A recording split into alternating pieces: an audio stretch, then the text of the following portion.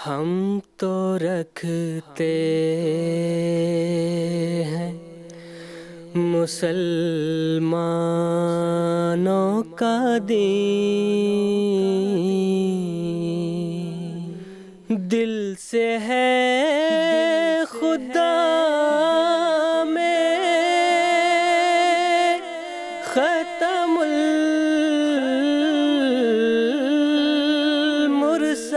المرسلین، دل سے ہے خدا میں ختم المرسلین،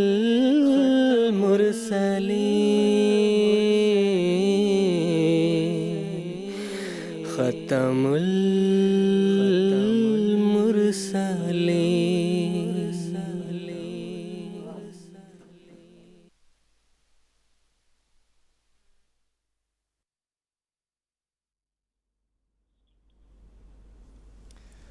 اعوذ باللہ من الشیطان الرجیم، بسم اللہ الرحمن الرحیم۔ ناظرین اکرام، السلام علیکم ورحمۃ اللہ وبرکاتہ۔ آج 11 ستمبر 2021 ہفتے کا دن ہے۔ انڈیا میں اس وقت رات کے 10 بجے ہیں اور جی ایم ٹی کے مطابق اس وقت سہ پہر کے 4:30 بجے ہیں، اور ناظرین یہ وقت ہے پروگرام راہ ہدیٰ کا۔ حضرت اقدس مسیح موعود علیہ السلام کی پیاری بستی قادیان دارالامان سے پروگرام راہ ہدیٰ کے 4 ایپیسوڈز پر مشتمل اس سیریز کا یہ تیسرا ایپیسوڈ لے کر ہم آپ کی خدمت میں حاضر ہیں۔ حسب معمول یہ پروگرام آپ کی خدمت میں لائیو پیش کیا جا رہا ہے، اور لائیو ہونے کے ساتھ ساتھ یہ پروگرام انٹریکٹیو بھی ہوگا، یعنی ہم اپنی اسٹوڈیو کی ڈسکشن کے ساتھ ساتھ اپنے ناظرین کے ٹیلی فون کالز ریسیو کریں گے، ان کے سوالات کو سنیں گے، اور جو علماء کرام اس وقت ہمارے ساتھ پینل میں موجود ہیں وہ ان کے سوالات کے جوابات بھی اسی پروگرام کے ذریعے سے دیں گے۔ تو ہمارے ناظرین کے لیے ہمارے ٹیلی فون لائنز ایکٹیویٹڈ ہیں۔ اس کے علاوہ فیکس، ٹیکسٹ میسیجز اور ای میل کی سہولت بھی موجود ہے، جن کے ذریعے سے آپ ہم سے رابطہ کر سکتے ہیں۔ تو اگر آج کے پروگرام میں آپ ہمارے ساتھ جڑنا چاہتے ہیں اور اپنے سوالات پیش کرنا چاہتے ہیں، تو میں امید کرتا ہوں کہ اس وقت آپ اپنی ٹیلی ویژن اسکرینز پر ہم سے رابطہ کی تفاصیل مشاہدہ کر رہے ہوں گے۔ ناظرین اکرام، قادیان دارالامان سے پروگرام راہ ہدیٰ کے 4 ایپیسوڈز پر مشتمل اس مکمل سیریز میں ہم فیضان ختم نبوت اور اس کی برکات کے عنوان پر گفتگو کر رہے ہیں۔ اگر اس ضمن میں آپ کے ذہن میں کوئی بھی سوال ہو تو آپ ہم سے رابطہ کر سکتے ہیں اور اپنے سوالات پیش کر سکتے ہیں۔ حسب معمول آج کے پروگرام میں بھی ہمارے ساتھ 2 علماء شریک گفتگو ہوں گے۔ پہلے میں ان کا تعارف کروا دیتا ہوں۔ محترم مولانا محمد کریم الدین شاہد صاحب، اور آپ کی ساتھ والی نشست پر تشریف فرما ہیں محترم مولانا زین الدین حامد صاحب۔ میں آپ دونوں حضرات کے اس پروگرام میں خیر مقدم کرتا ہوں۔ جزاک اللہ۔ ناظرین کرام، گزشتہ 2 ایپیسوڈز میں ہم نے قرآن کریم کی آیات اور احادیث رسول صلی اللہ علیہ وسلم کی روشنی میں ختم نبوت کے موضوع کو واضح طور پر بیان کیا ہے، اور ہمارے علماء کرام نے بڑے تفصیلی رنگ میں اس بہت ہی اہم موضوع کو پیش کیا ہے۔ ختم نبوت کا جو یہ ایپیسوڈ ہے، اس میں ختم نبوت کا جو صحیح مفہوم علماء سلف اور بزرگان امت نے بیان کیا ہے، امت مسلمہ میں ایسے بہت سے جلیل القدر صحابہ، جلیل القدر بزرگ گزرے ہیں جنہوں نے ختم نبوت کے صحیح مفہوم بیان کیے ہیں، اور مفہوم کو بیان کرنے کے ساتھ ساتھ امت مسلمہ میں بھی اس مفہوم کو واضح طور پہ بیان کیا ہے۔ اس پروگرام کا پہلا سوال میں محترم مولانا محمد کریم الدین شاہد صاحب سے پوچھنا چاہوں گا کہ حضرت ام المؤمنین سیدہ عائشہ رضی اللہ عنہ کا اسلام میں ایک خاص مقام اور مرتبہ ہے، وہ مقام اور مرتبہ کیا ہے، اور آپ کا ختم نبوت کے متعلق کیا عقیدہ تھا؟ جزاک اللہ۔ بسم اللہ الرحمن الرحیم۔ سامعین و ناظرین کرام، حضرت رسول اکرم محمد مصطفیٰ صلی اللہ علیہ وآلہ وسلم کو اللہ تعالیٰ نے سن 5 ہجری میں سورۃ الاحزاب کے تحت آپ کو خاتم النبیین صلی اللہ علیہ وسلم فرمایا ہے، اور اس آیت کے سمجھنے میں نہ حضرت صلی اللہ علیہ وسلم کو کچھ شک تھا، نہ کسی صحابی کو کوئی شک کبھی پیدا ہوا۔ البتہ یہ ہے کہ بعد میں آنے والے وہ ہمارے نوجوان نسل کہہ لیں یا ایسے علماء کہہ لیں جو ظاہری علوم تو رکھتے تھے لیکن باطنی علوم کی ان کو جو ہے وہ پہنچ نہیں تھی، تو اس لحاظ سے خود حضرت صلی اللہ علیہ وسلم نے اس آیت کریمہ کے جو معنی سمجھے، صحابہ کرام نے جو معنی سمجھے، اور پھر اسی طرح حضرت صلی اللہ علیہ وسلم کی بعض ازواج میں سے خصوصاً حضرت عائشہ رضی اللہ تعالیٰ عنہ نے جو اس کا مفہوم سمجھا، وہ خاص طور پر قابل توجہ ہے، باوجود اس کے کہ ہمارے تمام جو غیر جماعت علماء ہیں وہ سمجھتے ہیں اس بات کو، جانتے بھی ہیں اس بات کو کہ حضرت عائشہ رضی اللہ تعالیٰ عنہ کا درجہ کیا تھا۔ حضرت صلی اللہ علیہ وسلم نے آپ کے بارے میں فرمایا تھا کہ نصف دین تم حضرت عائشہ سے سیکھو، اور روایات پہ جب ہم غور کرتے ہیں تو اس سے ہمیں یہ معلوم ہوتا ہے کہ بڑے بڑے صحابہ کرام بھی جب بھی کوئی الجھن پیدا ہوتی کسی آیت کی تشریح کے بارے میں تو حضرت عائشہ رضی اللہ تعالیٰ عنہ کے پاس آگے پوچھا کرتے تھے، اس واسطے کہ سب سے بڑھ کر جو تفہیم قرآن تھا، قرآن مجید کا جو فہم تھا، وہ حضرت عائشہ رضی اللہ تعالیٰ عنہ کو اللہ تعالیٰ نے عطا فرمایا تھا، اور اس کی قدر کرتے تھے حضرت صلی اللہ علیہ وسلم بھی، اور اسی واسطے آپ نے فرمایا تھا کہ تم نصف دین عائشہ سے سیکھو۔ ہم دیکھتے ہیں روایات کی روشنی میں کہ بڑے بڑے صحابہ کرام بھی جب کوئی مسئلے میں کوئی ان کو دقت پیش آتی یا سمجھ نہیں سکتے تھے تو وہ حضرت عائشہ رضی اللہ تعالیٰ عنہ کے پاس آگے پوچھا کرتے تھے۔ تو اس سے اندازہ ہوتا ہے کہ ابتدائی زمانہ میں ہی حضرت عائشہ رضی اللہ تعالیٰ عنہ کا فہم قرآن بہت بلند تھا، حضرت صلی اللہ علیہ وسلم کی صحبت کے نتیجے میں بھی، اور اس لحاظ سے بھی کہ آپ حضرت ابوبکر صدیق رضی اللہ تعالیٰ عنہ کی صاحبزادی تھیں، اللہ تعالیٰ نے آپ کو خاص طور پر وہ فہم قرآن عطا فرمایا تھا جو حضرت صلی اللہ علیہ وسلم کی صحبت کے نتیجے میں ان کو پیدا ہوا تھا۔ تو اس لحاظ سے حضرت عائشہ رضی اللہ تعالیٰ عنہ نے جب یہ آیت خاتم النبیین نازل ہوئی اور حضرت صلی اللہ علیہ وسلم نے کئی دفعہ اس بات کا اظہار کیا کہ لا نبی آبادی ولا رسول آبادی، جب کہا، صحابہ کرام نے بھی کبھی یہ محسوس نہیں کیا کہ آئندہ کے لیے بالکل مہر ایسی لگ گئی ہے کہ نبوت کا دروازہ ہی بالکل بند ہو گیا ہو، کسی کے ذہن میں یہ خیال تک نہیں آیا۔ آپ دیکھیے کہ حضرت نبی اکرم صلی اللہ علیہ وسلم کی جب وفات ہوتی ہے تو اس وقت حضرت عمر رضی اللہ تعالیٰ عنہ تلوار لے کر کھڑے ہو گئے تھے کہ خبردار کسی نے کہا کہ وسلم فوت ہو گئے تو میں اس کی گردن اڑا دوں گا۔ کیوں؟ اس واسطے کہ جیسا حضرت موسیٰ علیہ السلام کوہ طور پر اللہ تعالیٰ سے بات چیت کرنے کے لیے گئے ہوئے تھے، مکالمہ مخاطبہ کے لیے گئے ہوئے تھے، اسی طرح وسلم بھی عارضی طور پر گئے ہوئے ہیں۔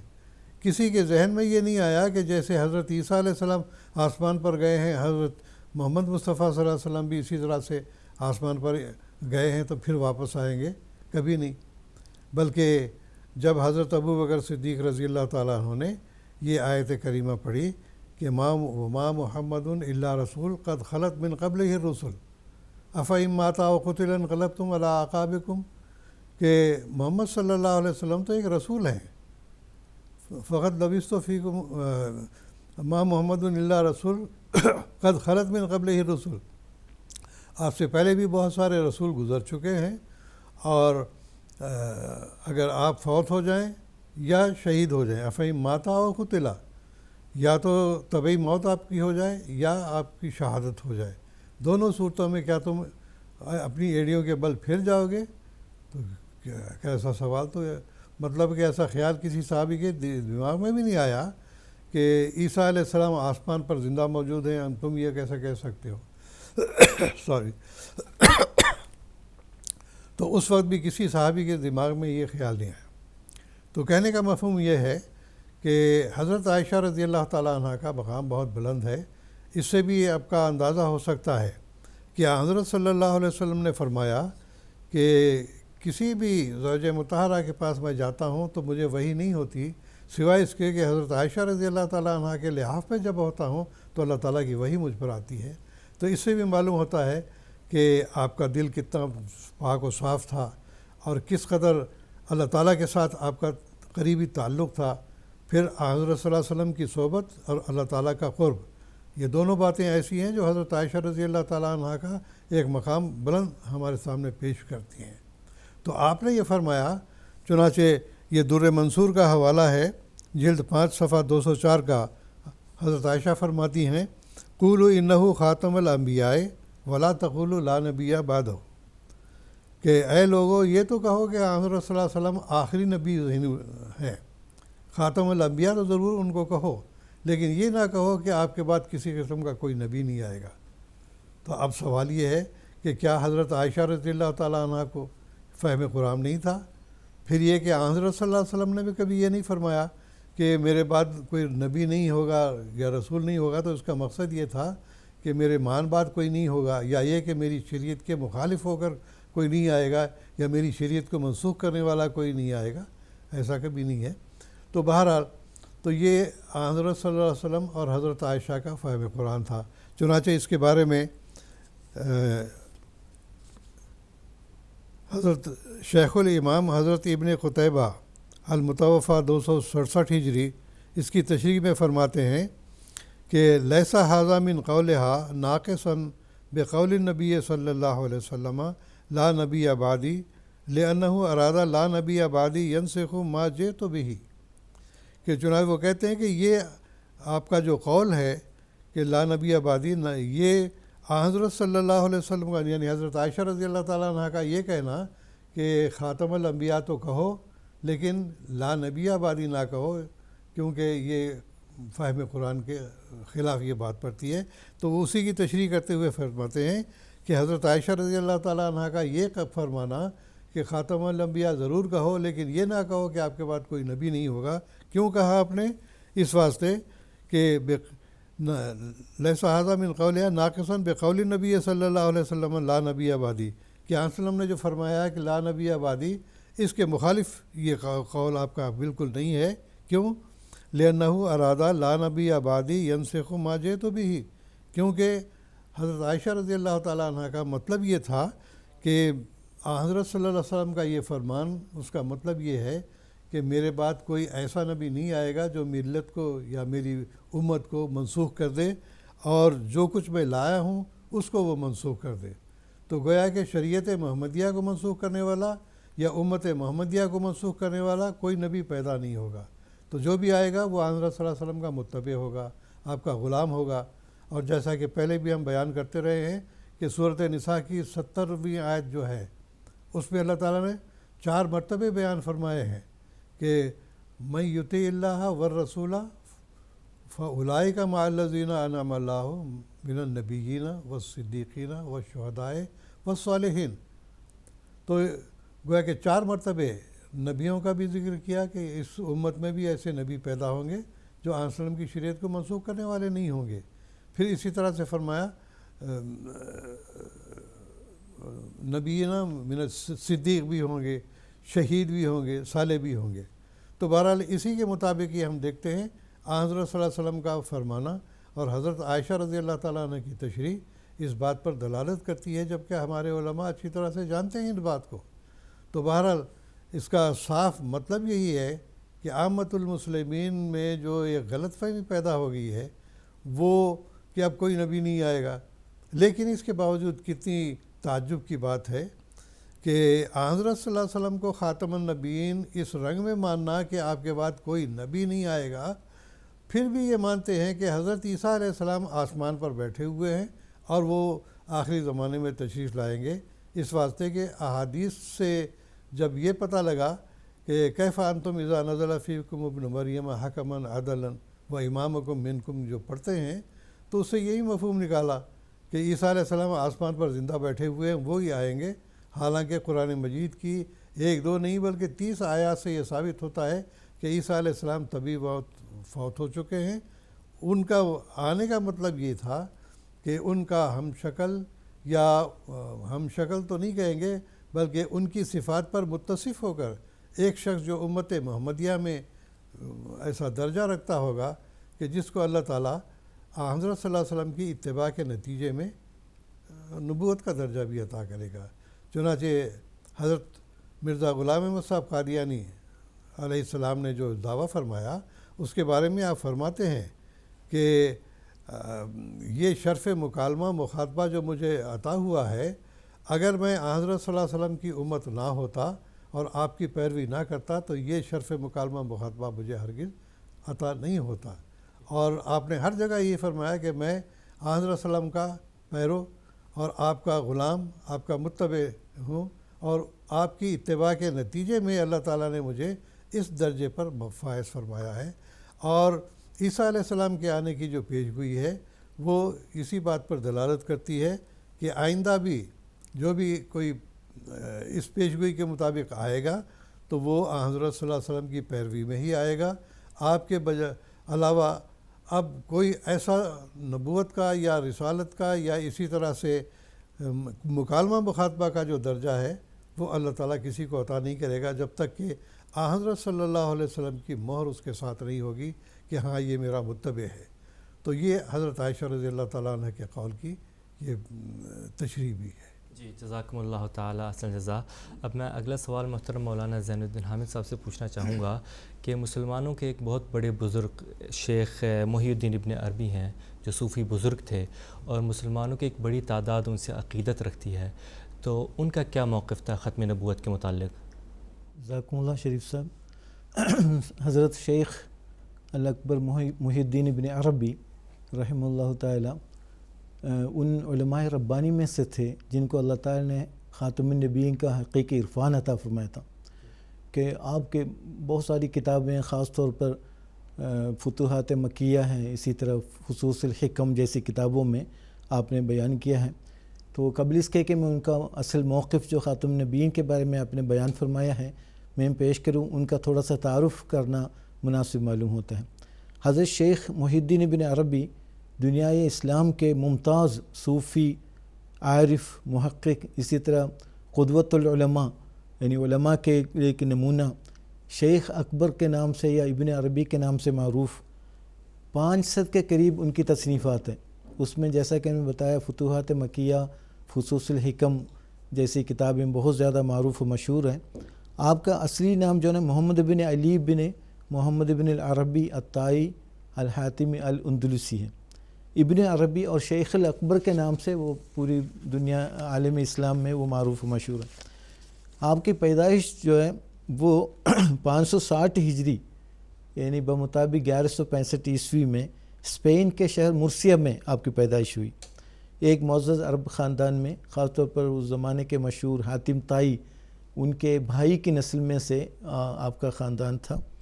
اور اس کے بعد شہر اشبیلیہ میں جوان ہوئے، کچھ عرصہ فوج میں ملازمت بھی کی، بعد میں آپ نے فقر کو ترجیح دی اور اسی طرح مکے میں جا کے کچھ عرصہ آباد ہوئے، پھر تصنیف کا کام شروع کیا، پھر مختلف ان کے سفروں کے بارے میں بھی آتا ہے۔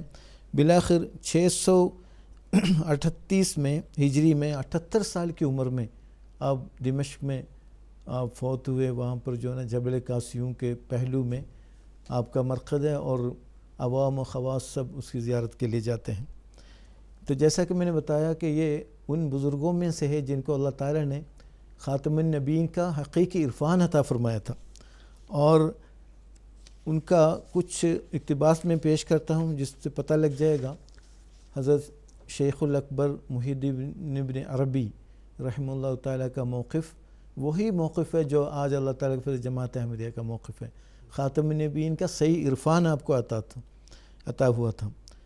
آپ فرماتے ہیں فتوحات مکیہ جلد نمبر 2 صفحہ نمبر 100 میں سے یہ حوالہ ہے، فرمایا فالنبوۃ ساریۃ الی یوم القیامہ فی الخلق وإن کان تشریع قد انقطع فالتشریع جزء من اجزاء النبوہ۔ نبوت مخلوق میں تا قیامت جاری ہے، گو تشریع نبوت منقطع ہو گیا ہے، پس شریعت نبوت کے اجزاء میں سے ایک جزو ہے۔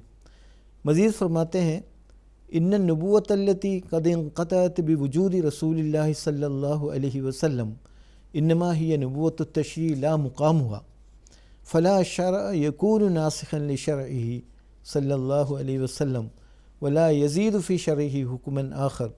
وهذا معنى قوله صلى الله عليه وسلم إن الرسالة والنبوة قد انقطعت فلا رسول بعدي ولا نبي، أي لا نبي يكون على شرع يخالف شرعي، بل إذا كان يكون تحت حكم شريعتي، ولا رسول أي لا رسول بعدي إلى أحد من خلق الله بشرع يدعوهم إليه. فهذا هو الذي انقطع وسد بابه لا مقام النبوة. فتوحات مکیہ جلد 2 صفحہ 77۔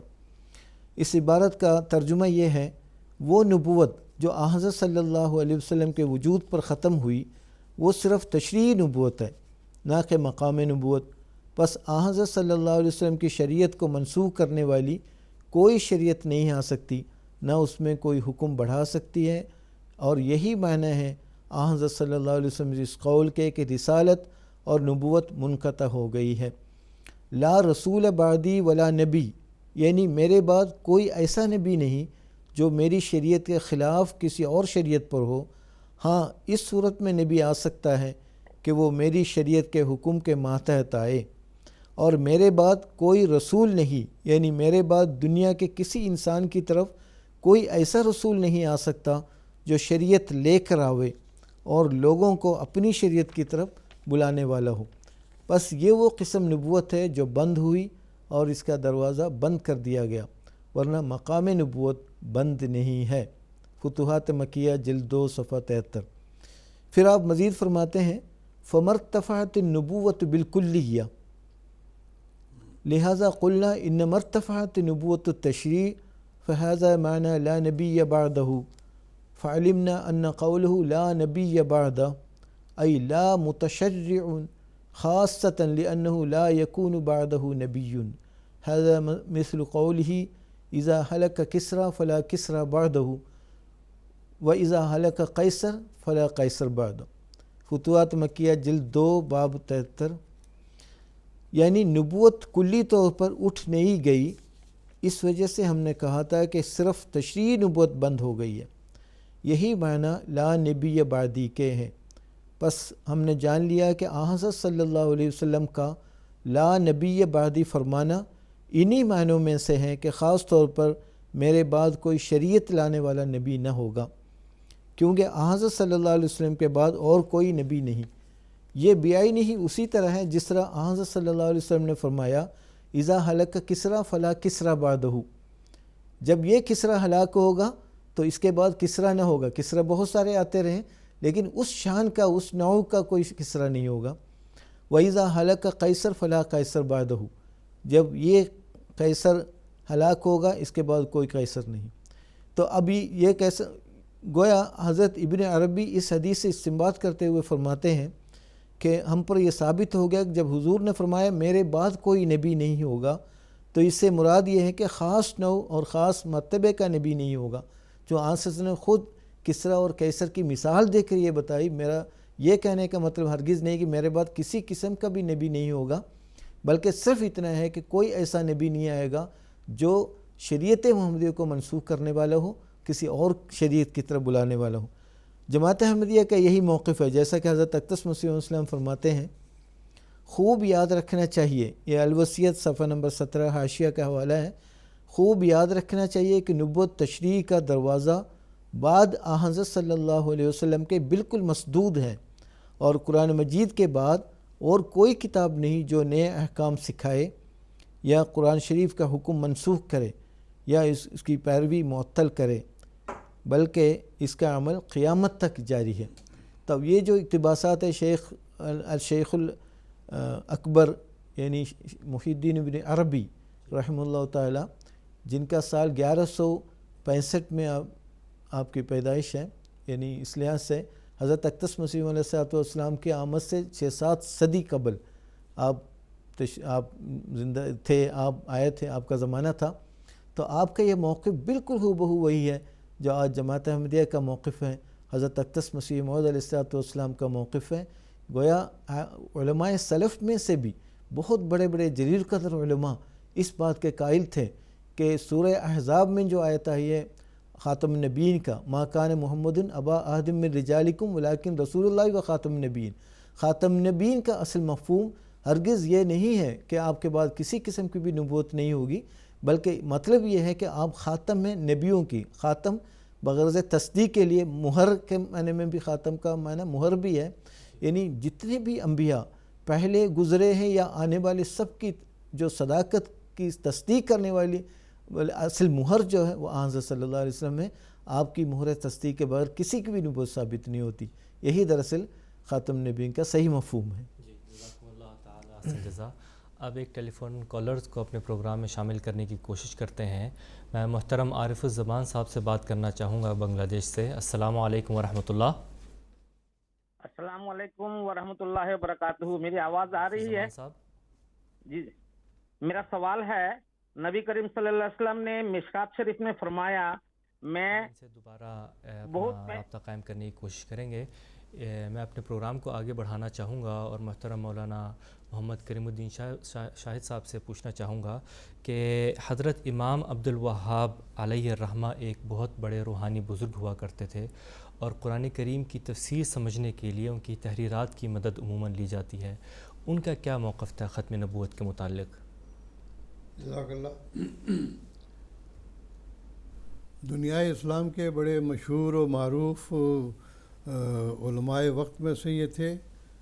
یہ صوفی بھی تھے، مصنف بھی تھے، متکلم بھی تھے، ممتاز متکلم بلکہ، اور ان کا نام تھا حضرت امام عبد الوہاب شعرانی۔ یہ 898 میں پیدا ہوئے اور 973 ہجری میں ان کی وفات ہوئی ہے۔ جی، تو اس لحاظ سے ہم دیکھتے ہیں کہ انہوں نے بہت سی مارکت الآراء کتابیں بھی لکھی ہیں، 50 سے زائد ان کی بھی کتابیں ہیں۔ ان میں سے ایک کتاب مشہور ہے الیواقیت والجواہر۔ یہ اس میں انہوں نے ختم نبوت کے تعلق سے بھی کچھ اپنی نظریے کا اظہار کیا ہے۔ تو اس سے ہمیں معلوم ہوتا ہے کہ جو علماء سلف ہیں انہوں نے خاص طور پر توجہ دی ہے کہ اس آیت خاتم النبیین کی تشریح میں انہوں نے کافی کتابیں کھنگالی ہیں، اور بہت سا احادیث اور قرآن مجید کے جو معانی اور معارف ہیں ان کو دیکھتے ہوئے انہوں نے اس بات کا اظہار کیا ہوا ہے کہ ختم نبوت سے یہ مطلب نہیں ہے کہ بالکل ختم نبوت یعنی آخر کے لیے، جیسے کہ ہمارے غیر جماعت علماء کہتے ہیں کہ مہر لگ گئی ہے، مہر لگنے کے بعد کوئی چیز نہ اندر جا سکتی ہے نہ باہر آ سکتی ہے۔ تو اصل یہ نہیں سمجھتے کہ مہر کیوں لگائی جاتی ہے، تصدیق کے لیے، جیسا کہ ابھی حامد صاحب نے اس کا ذکر کیا ہے کہ انبیاء علیہ السلام کی جو مہر ہے، مہر کس لیے ہوتی ہے؟ تصدیق کے لیے ہوتی ہے کہ ہاں حضرت صلی اللہ علیہ وسلم کی مطابقت اگر کوئی کرتا ہے تو وہ گویا حضرت صلی اللہ علیہ وسلم کی جو نبوت ہے اس کی تصدیق آپ کی مہر سے ہوتی ہے، آپ کی شریعت سے ہوتی ہے۔ تو اس لحاظ سے ہمارے علماء سلف نے جن باتوں کا ذکر کیا ہے ان میں سے ختم نبوت کا بھی مفہوم انہوں نے لیا ہے۔ چنانچہ یہ مصر اور قاہرہ کے رہنے والے تھے امام عبد الوہاب، اور انہوں نے بہت ساری کتابیں بھی لکھی ہیں، اور ساتھ ہی ختم نبوت پہ ان کا جو نظریہ تھا وہ میں آپ کو پڑھ کے سنا دیتا ہوں۔ ان کی مشہور کتاب ہے الیواقیت والجواہر، جلد 2، صفحہ 35 کا یہ حوالہ ہے۔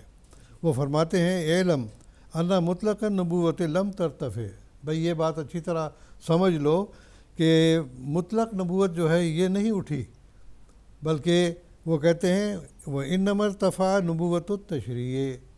ختم نبوت کا یہ مطلب ہے کہ کون سی نبوت اٹھ گئی ہے، اب کوئی کون سی نبوت نہیں ہو سکتی۔ وہ فرماتے ہیں کہ نبوت تشریع جو ہے وہ اب نہیں ہو سکتی۔ کیوں؟ حضرت صلی اللہ علیہ وسلم خاتم النبیین ہے، اس رنگ میں کہ آپ کی جو شریعت تھی وہ مکمل شریعت تھی۔ اس سے پہلے بھی ایپیسوڈ میں اس کا ذکر کر چکا ہوں کہ حضرت صلی اللہ علیہ وسلم کو اللہ تعالیٰ نے جو خاتم النبیین بنایا ہے، تو اس لحاظ سے آپ پر کمال درجے کا جو ہے وہ نبوت کے تمام درجات جتنے تھے، جس قدر بھی کمال تھے نبوت کے، وہ سب کے سب آپ کو حاصل ہو چکے ہیں۔ اب کوئی ایسا شعبہ باقی نہیں رہا کہ جس کی تکمیل کے لیے کوئی اور نبی آئے، بلکہ قرآن مجید میں جو یہ بیان فرمایا گیا ہے کہ الیوم اکملت لکم دینکم، کہ آج کے دن میں نے تمہارا دین مکمل کر دیا ہے، اب اور کسی دین کی ضرورت نہیں ہے۔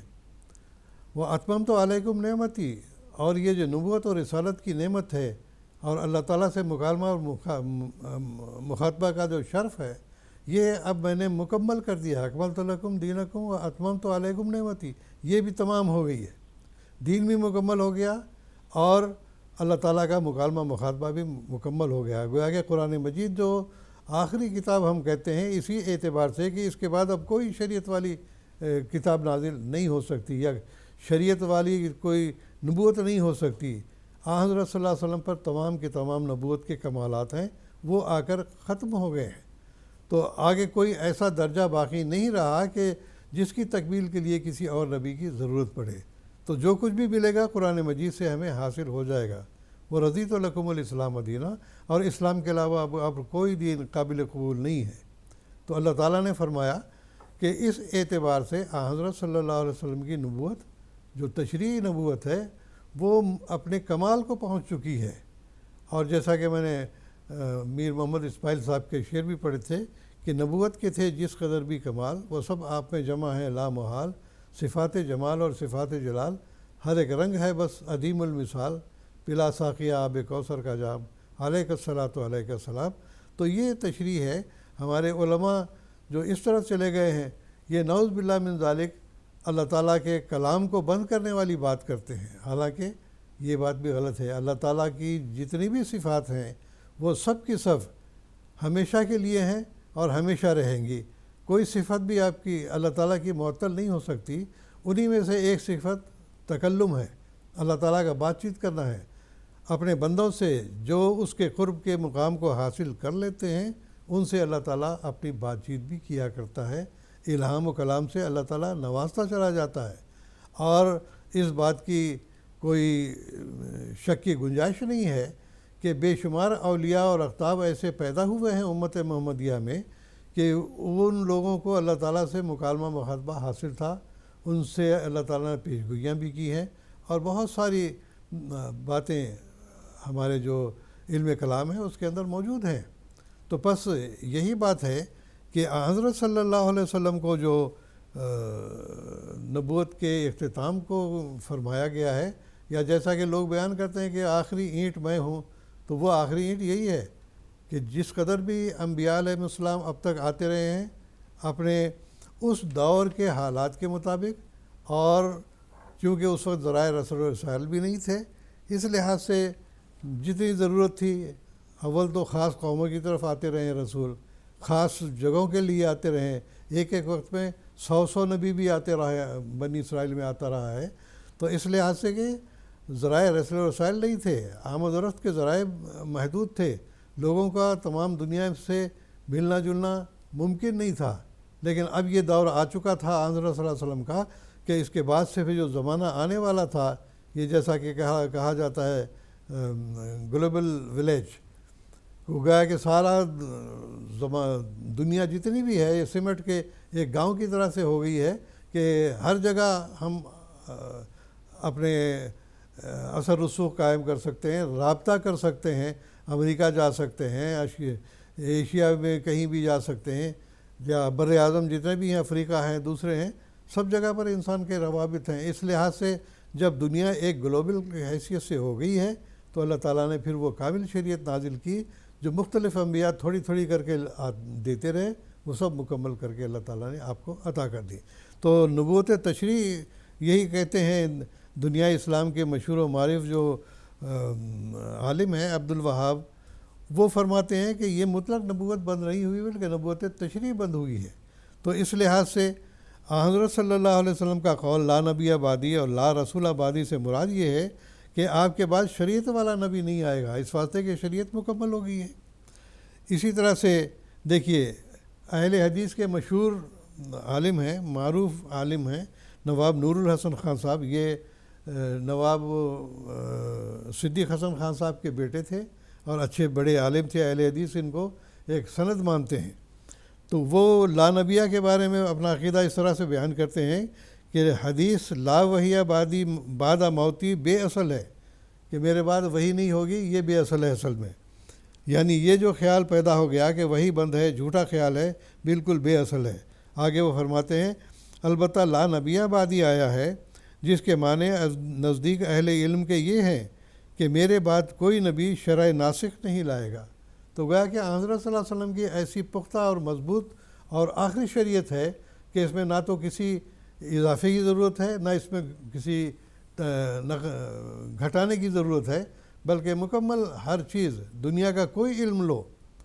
چنانچہ حضرت مسلم موعود رضی اللہ تعالیٰ عنہ جو جماعت احمدیہ کے دوسرے خلیفہ تھے، انہوں نے تمام دنیا کو یہ چیلنج دیا ہوا ہے کہ کسی بھی علم کا کوئی ماہر سے ماہر آدمی ہو، وہ آ کر قرآن مجید پر کوئی اعتراض کرنا چاہے تو کرے، میں قرآن مجید ہی سے اس کا جواب دوں گا.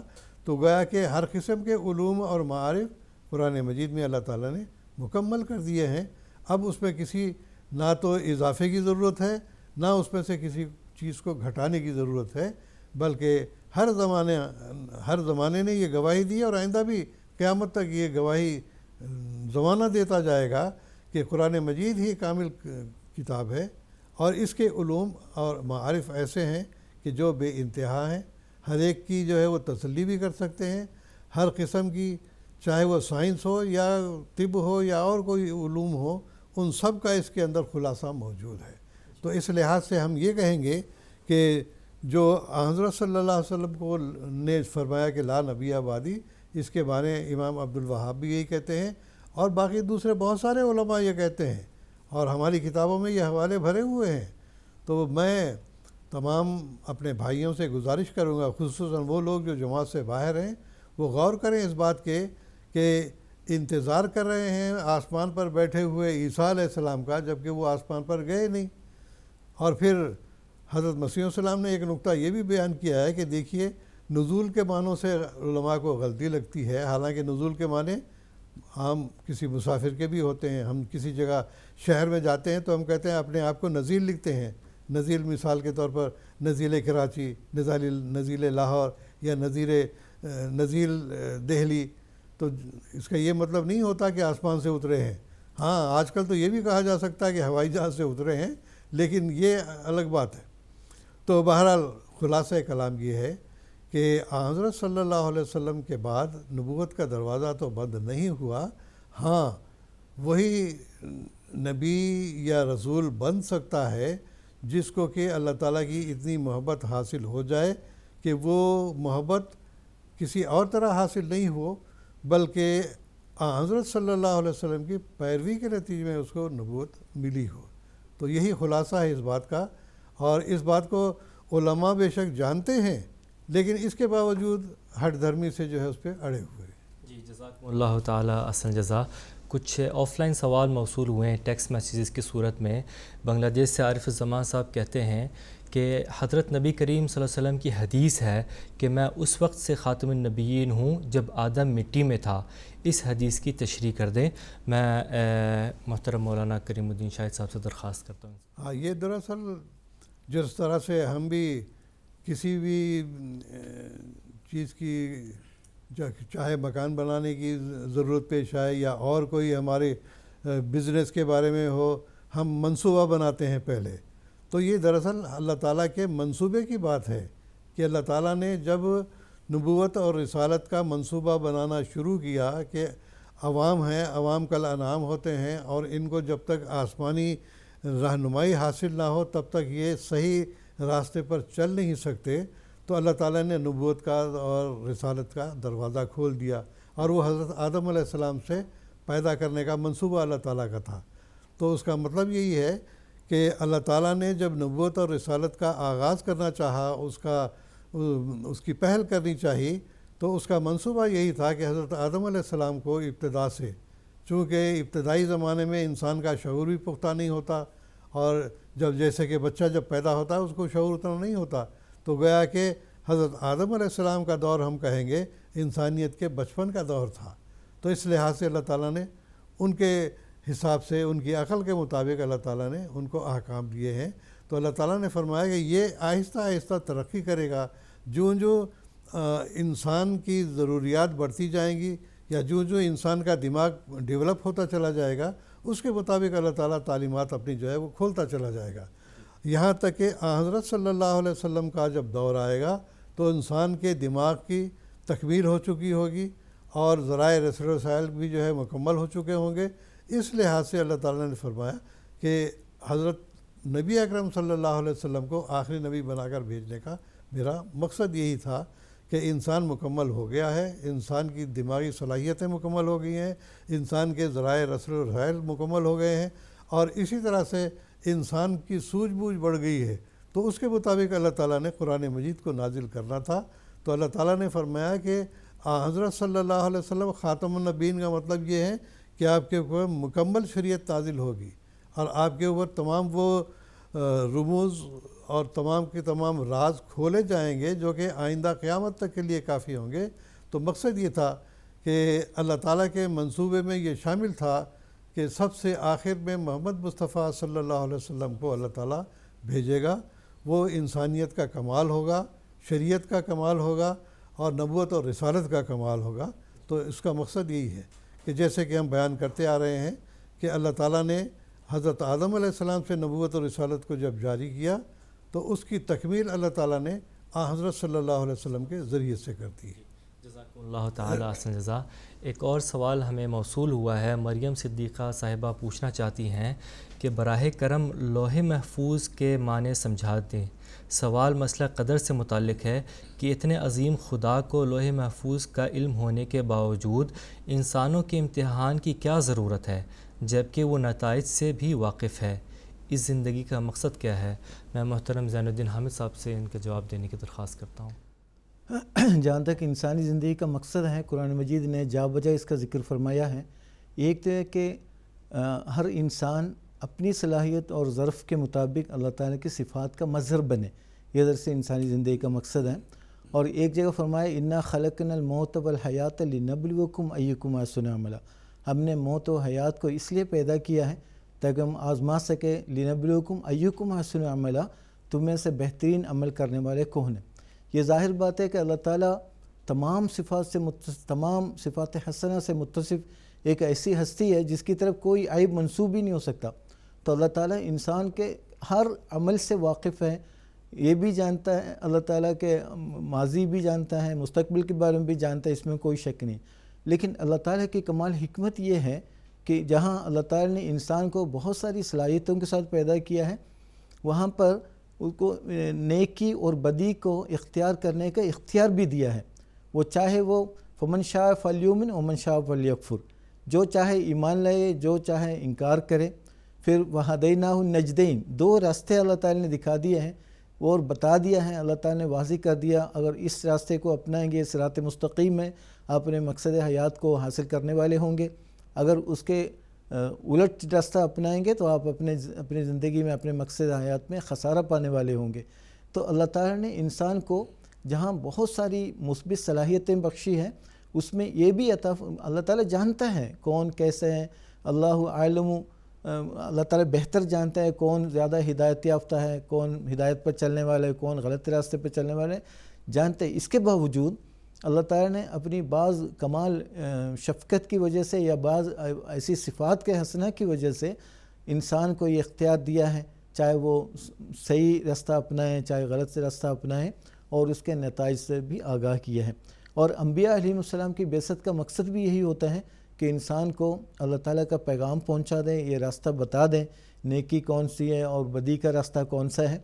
تو یہ سارے، جہاں تک لوح محفوظ کا سوال ہے، تو اللہ تعالیٰ نے ہر انسان کی سرشت میں یہ بات لکھی ہوئی ہے۔ دراصل یہ ایک طرح سے تقدیر کا مسئلہ بھی ہے۔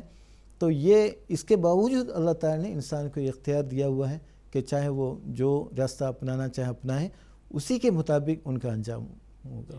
جزاکم اللہ تعالیٰ احسن جزا۔ ایک ٹیلی فون کالر کو اپنے پروگرام میں جوڑنے کی کوشش کرتے ہیں۔ میں کینیڈا سے خالد محمود صاحب سے بات کرنا چاہوں گا۔ السلام علیکم ورحمۃ اللہ خالد محمود صاحب۔ وعلیکم السلام ورحمۃ اللہ۔ میرا سوال یہ ہے کہ حضرت صلی اللہ علیہ وسلم کا جو فرمان تھا کہ علماء امتی کا بنی اسرائیل، میری امت کے علماء کا مقام بنی اسرائیل کے انبیاء کے برابر ہوگا، جی تو اس کا کیا مطلب ہے؟ اس سے کون سے انبیاء، کون سے علماء مراد ہیں؟ مجددین جو امت محمدیہ میں آئے، یا حضرت مسیح موعود علیہ السلام تو ظاہر ہے، جی یا جماعت احمدیہ کے علماء؟ تو اس کی وضاحت فرما دیں کہ کون سے علماء مراد ہیں۔ جی جزاکم اللہ تعالیٰ سے جزا، آپ کا سوال ہم تک پہنچ گیا ہے۔ میں محترم مولانا زین الدین حامد صاحب سے درخواست کرتا ہوں ان کا جواب دے دیں۔ قرآن مجید سے یہ ثابت ہے کہ بنی اسرائیل، تورات کی تعلیم بنی اسرائیل کے لیے مکمل تھی۔ اس کے باوجود قرآن مجید فرماتا ہے وَقَفَّيْنَا مِن بَعْدِهِ بِالرُّسُلِ، کہ تورات کی تجدید اور احیاء کے لیے حضرت موسیٰ علیہ السلام کے بعد لگاتار ہم نے نبی بھیجے ہیں۔ تو سوال یہ ہے کہ ایک محدود شریعت، محدود قوم کے لیے اترنے والی کتاب کی تجدید و احیاء کے لیے اللہ تعالیٰ کی یہ سنت تھی، بہت سارے انبیاء بھیجے ہیں، وَقَفَّيْنَا مِن بَعْدِ الرُّسُلِ، پے در پہ نبی بھیجے ہیں۔ لیکن جو قرآن مجید کی شریعت ہے، دائمی شریعت ہے، تا قیامت آنے والی تمام نسل انسانی کی ہدایت کے لیے اللہ تعالیٰ نے بھیجا ہے۔ اس کے باوجود یہ کہنا ہے کہ حضرت صلی اللہ علیہ وسلم کے بعد کوئی اس کی تجدید و احیاء کے لیے کیا انتظام ہوگا، چونکہ جہاں تک نبوت کا تعلق ہے، حضور نے فرمایا تھا لیس بینی و بینہم نبی، میرے اور آنے والے مسیح کے درمیان اور کوئی نبی نہیں ہوگا۔ تو کیسے دین اسلام کی اشاعت اور اس کے احیاء اور تجدید کا کام کیسے ہوگا؟ تو حضرت صلی اللہ علیہ وسلم نے اس سوال کا جواب یوں دیا ہے، امت کو یہ پیغام دیا، علماء امتی کا انبیاء بنی اسرائیل، جہاں تورات کی تجدید و احیاء کے لیے انبیاء آتے رہے ہیں، نبی آتے رہے، پیر در پہ آتے رہے ہیں، یہاں پر حضور صلی اللہ علیہ وسلم نے امت کو یہ خوشخبری دی، علماء امتی کے انبیاء بنی اسرائیل، میری امت میں ایسے علماء ہوں گے جو بنی اسرائیل کے نبیوں کے مقام پر ہوں گے۔ دوسری طرف حضور نے فرمایا ان اللہ یبعث لہذہ الامہ علی کل مئۃ سنۃ من یجدد لہا دینہا، کہ اس امت میں ہر صدی کے سر پر ایسے وجود آتے رہیں گے، اللہ تعالیٰ مبعوث کرتا رہے گا، من یجدد لہا دینہا، جو دین کی تجدید کرنے والے ہوں گے۔ گویا بنی اسرائیل میں آنے والے انبیاء کے متبادل کے طور پر اللہ تعالیٰ نے حضور صلی اللہ علیہ وسلم نے خوشخبری دی۔ ایک تو ہے کہ ان اللہ یبعث لہذہ الامہ من یجدد لہا دینہا علی رأس کل مئۃ سنۃ، ہر 100 سال میں ایسے مجددین کا سلسلہ جاری کرے گا جو دین اسلام کی تجدید اور احیاء کا کام کریں گے۔ دوسری طرف علماء امت کو عمومی رنگ میں بتایا بنی اسرائیل کے نبیوں کے مقام پر ہوں گے۔ اب کون علماء ہیں؟ ایک تو ہے کہ حضور صلی اللہ علیہ وسلم نے 2 قسم کے علماء کا تعارف کروایا ہے۔ ایک تو فرمایا علماء امتی کا انبیاء بنی اسرائیل، میری امت کے علماء بنی اسرائیل کے نبیوں کے مقام پر ہوں گے۔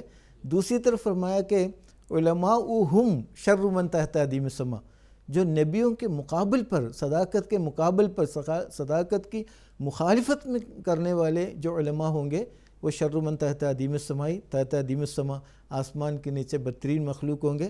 گویا حضور صلی اللہ علیہ وسلم نے 2 قسم کے علماء کا ذکر کیا ہے۔ لازمی بات ہے جماعت احمدیہ کے علماء، خلفاء و جو بھی ہیں، چونکہ زمانے کے معمور کو ماننے والی جماعت ہے اور اس زمانے کے معمور کو ماننے کی سعادت ہمیں ملی ہوئی ہے، اس لیے لازماً یہاں پر جو علماء امت سے مراد ہماری اپنی طرف منسوب کر کے حضور نے جس علماء کا ذکر، جن علماء کا ذکر کیا ہے وہ لازماً وہ ہیں جماعت احمدیہ کے منسوب ہونے والے، اور جو نبیوں کی مخالفت کرنے والے علماء ہیں وہ جس کے بارے میں انذار کیا گیا ہے وہ علماء ہم شر من تحت ادیم السما، ان کے علماء جو آسمان کے سے بدترین مخلوق ہوں۔ جزاکم اللہ تعالیٰ احسن الجزا۔ اب میں اپنے پروگرام کو آگے بڑھانا چاہوں گا اور محترم مولانا زین الدین حامد صاحب سے ہی پوچھنا چاہوں گا کہ بر صغیر کے ایک مشہور عالم مولانا محمد قاسم نانوتری بانی مدرسہ دیوبند ہیں، اور ان کی جو تحریرات ہے وہ علماء دیوبند کے نزدیک سند کی حیثیت رکھتی ہیں۔ ان کا ختم نبوت کے متعلق کیا عقیدہ تھا؟ حضرت مولانا محمد قاسم نانوتوی رحمہ اللہ یہ ان برگزیدہ علماء میں سے تھے جن کو اللہ تعالیٰ نے ختم نبوت کا حقیقی عرفان عطا فرمایا تھا۔ آپ کے ہزاروں لاکھوں کی تعداد میں آپ کے حامیان اور آپ سے وابستہ لوگ موجود ہیں، تو آپ نے اللہ تعالیٰ اس کے علم پا کر علم لدنی سے سرفراز تھے۔ آپ بہت معمولی زندگی تھی، آپ کی 47 سال کی عمر میں 47 سال آپ زندہ رہے صرف، اس کے باوجود مختصر زندگی ہونے کے باوجود آپ نے بہت ہی حساس مضامین پر بھی آپ نے قلم اٹھایا ہے، اور آپ کا تھوڑا سا تعارف اس طریقے سے ہیں. آپ جو محمد قاسم نانوتوی، ایک متبحر عالم، تحریک دیوبند کے سرکردہ قائد، اور اسی طرح دارالعلوم دیوبند کے بانیان میں سے تھے. آپ کا شمار ہوتا ہے. آپ کی پیدائش 1833 میں وہ ایک گاؤں ہے سہارنپور کے قریب نانوتا، وہاں پر آپ کی پیدائش ہوئی ہے، اور ابتدائی تعلیم اپنے گاؤں میں ہی. اس کے بعد آپ نے مختلف سفر کیا، سہارنپور، دلی، اسی طرح اور علاقوں میں جا کر آپ نے عربی، صرف نحو، منطق اور اسی طرح فلسفہ، پھر علم کلام وغیرہ میں عبور حاصل کیا. پھر آپ نے دارالعلوم کے قیام سے پہلے جو ہے نا آپ چھتہ مسجد میں درس دیا کرتے تھے. تو آپ، جیسا کہ میں نے بتایا، آپ ان بزرگ علماء میں سے ہیں جن کو حقیقی رنگ میں ختم نبوت کا صحیح عرفان آپ کو عطا ہوا تھا. مولانا صاحب کی سب سے بڑی کامیابی اور زندگی کا سب روشن ترین باب جو ہے نا آپ کی جو تحریک تھی قیام مدارس کے تعلق سے. تو بھارت کے طول عرض میں سینکڑوں مدارس آپ کی اس تحریک کے نتیجے میں ہمارے وجود میں آئے ہیں. یہ آپ کے کارناموں میں شمار ہیں. اور 1880 میں مولانا قاسم نانوتوی محض 47 سال کی عمر میں انتقال کر گئے، اور آپ کی قبر جہاں وہاں موجود ہے، مقبرہ قاسمی کہتے ہیں ان کو، وہاں پر آپ کی قبر موجود ہے. تو آپ کا ایک ختم نبوت کے متعلق ایک موقف تھا جو سورہ احزاب کی آیت ما کان محمد ابا احد من رجالکم ولکن رسول اللہ و خاتم النبیین، اس میں آپ کا کہنا یہ تھا کہ لفظ خاتم النبیین فی محل مدحن ہے، یعنی مدح کے محل میں ہے، استعمال ہوا ہے. لہذا سورہ احزاب کی آیت میں بلحاظ زمانہ آپ کے خاتم النبیین سے زیادہ بلحاظ مرتبہ خاتم نبیین ہونے کا ذکر ہے. چونکہ تقدم زمانی اور تاخر زمانی کی کوئی خاص فضیلت نہیں ہوتی. چونکہ آپ تحریر فرماتے ہیں، میں آپ کا ایک اقتباس پیش کرتا ہوں. فرماتے ہیں عوام کے خیال میں تو رسول اللہ صلی اللہ علیہ وسلم کا خاتم ہونا بائی یہ معنی ہے کہ آپ کا زمانہ انبیاء سابق کے زمانے کے بعد اور آپ سب میں آخر نبی ہیں، مگر اہل فہم پر روشن ہوگا کہ تقدم یا تاخر زمانی میں بالذات کچھ فضیلت نہیں. پھر مقام مدح میں ولیکن رسول اللہ و خاتم النبیین فرمانا اس صورت میں کیوں کر صحیح ہو سکتا ہے. ہاں اگر اس وصف کو اوصاف مدح میں سے نہ کہیے اور اس مقام کو مقام مدح قرار نہ دیجیے تو البتہ خاتمیت بے اعتبار تاخر زمانی صحیح ہو سکتی ہے، مگر میں جانتا ہوں کہ اہل اسلام میں سے کسی کو یہ بات گوارا نہ ہوگی. تحذیر الناس صفحہ 2-3. اسی کتاب میں مزید وضاحت کرتے ہوئے آپ فرماتے ہیں اگر بالغرض بعد زمانہ نبوی صلی اللہ علیہ وسلم بھی کوئی نبی پیدا ہو، اگر بالفرض بعد زمانہ نبی صلی اللہ علیہ وسلم بھی کوئی نبی پیدا ہو، پھر بھی خاتمیت محمدی میں کچھ فرق نہ آئے گا. یہ بھی تحذیر الناس کا ہی حوالہ ہے. پھر آگے مزید فرماتے ہیں، دیکھیں کس قدر جماعت احمدیہ کے موقف کی تائید ہوتی ہے ان بزرگان کے بیانات سے. آپ فرماتے ہیں غرض خاتمیت زمانی سے یہ ہے کہ دین محمدی بعد ظہور منسوخ نہ ہو، علوم نبوت اپنی انتہا کو پہنچ جائیں، کسی اور نبی کے دین یا علم کی طرف پھر بنی آدم کو احتیاج باقی نہ رہے. سو ظاہر ہے یہ احتمال اگر ہے تو جب بھی ہے جبکہ انبیاء مفروض الوجود بعد زمانہ محمدی صلی اللہ علیہ وسلم یا فی زمانہ محمدی صلی اللہ علیہ وسلم اس زمین میں پیدا ہوں، کیونکہ ان کی گنجائش ہے. مناظرہ عجیبہ صفحہ نمبر 58. پھر مزید آپ فرماتے ہیں حسب اشارہ مثال خاتمیت بادشاہ خاتم وہی ہوگا جو سارے جہاں کا سردار ہو. اس وجہ سے ہم رسول کریم صلی اللہ علیہ وسلم کو سب میں افضل سمجھتے ہیں. پھر یہ کہ آپ کا خاتم ہونا آپ کے سردار ہونے پر دلالت کرتا ہے، اور بقرینہ دعوی خاتمیت جو رسول اللہ صلی اللہ علیہ وسلم سے منقول ہے، یہ بات یقینی سمجھتے ہیں کہ وہ جہاں کے سردار جن کی خبر حضرت عیسیٰ دیتے ہیں حضرت محمد رسول اللہ صلی اللہ علیہ وسلم ہی ہے. حجت الاسلام، آپ کی کتاب حجت الاسلام، یہ بھی ہے. حجت الاسلام آپ کا لقب بھی ہے، جو آپ کے ماننے والے آپ کو حجت الاسلام کے لقب سے بھی یاد کرتے ہیں، پھر آپ فرماتے ہیں حجت الاسلام صفحہ نمبر 53 میں، حضرت رسول اللہ صلی اللہ علیہ وسلم پر تمام مراتب کمال اسی طرح ختم ہو گئے ہیں جیسے بادشاہ پر مراتب حکومت ختم ہو جاتے ہیں۔ اس لیے جیسے بادشاہ کو خاتم الحکام کہہ سکتے ہیں، رسول اللہ صلی اللہ علیہ وسلم کو خاتم الکاملین و خاتم النبیین کہہ سکتے ہیں۔ مزید فرماتے جو جس میں اس صفت کا زیادہ ظہور ہو، جو خاتم الصفات ہو، یعنی اس سے اوپر اور صفت ممکن الظہور یعنی لائق انتقال و عطائے مخلوقات نہ ہو، وہ شخص مخلوقات میں خاتم المراتب ہوگا، اور وہی شخص سب کا سردار اور سب سے افضل ہوگا۔ ایسے شخص سے البتہ بالاجماع عجز و نیاز کامل ادا ہو سکتا ہے، ہم اسی کو عبد کامل اور سید الکونین اور خاتم النبیین کہتے ہیں۔